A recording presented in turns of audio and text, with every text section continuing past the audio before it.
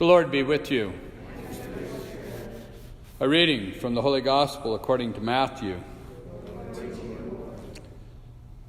As Jesus got into a boat, his disciples followed him. And suddenly a violent storm came up on the sea, so that the boat was being swamped by waves. But he was asleep. They came and woke him, saying, "Lord, save us, we are perishing." He said to them, "Why are you terrified, O you of little faith?" Then he got up, rebuked the winds and the sea, and there was a great calm. The men were amazed and said, "What sort of man is this, whom even the winds and the sea obey?" The Gospel of the Lord. Praise to you, Lord Jesus Christ.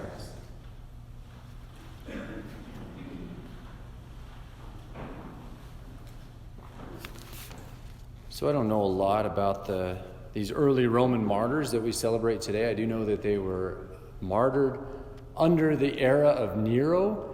Nero was an evil man. Okay, and a lot of the book of Revelations has to do with the persecutions that happened under Nero. I think even if you kind of reversely translate using the Roman numeral system, like numbers actually mean letters, like letters mean numbers. The 666 actually refers to Nero. Yeah, and that's wild. This guy was bad, and he persecuted Christians mercilessly. These boys that we celebrate today died an awful death. They were martyrs, right? The word martyr means witness. Okay, they witnessed to Christ with their life and with their death, with their shedding of the blood, right?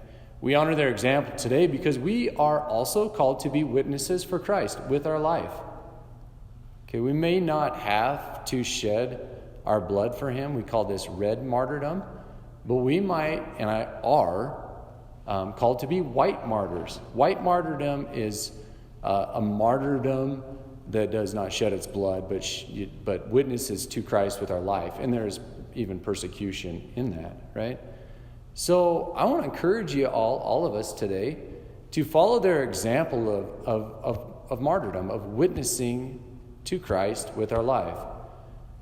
I remember kind of having this conversation with a cousin of mine, Baptist man, good man, my age, cowboy, and he went off to be a Protestant Baptist pastor, good man, doing a lot of good things.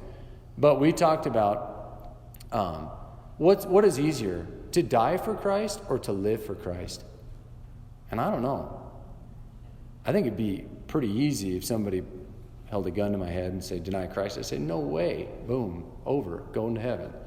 Okay. How about this constantly? No, just don't practice your faith in the world. Just shut up and be nice, like day in, day out. That's harder.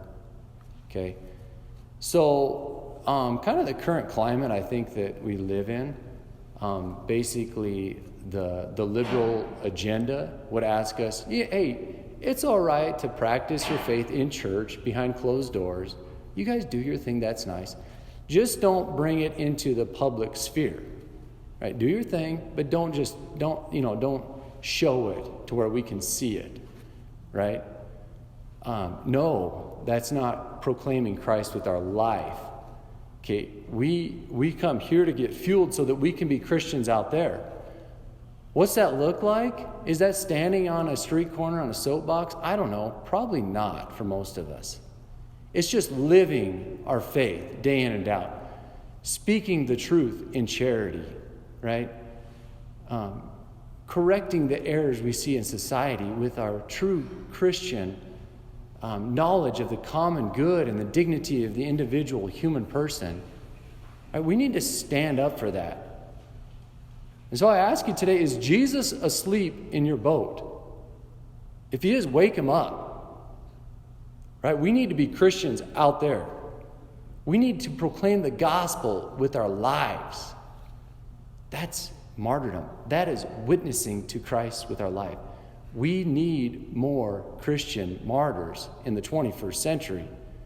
Not necessarily shedding their blood, witnessing to Christ with our lives.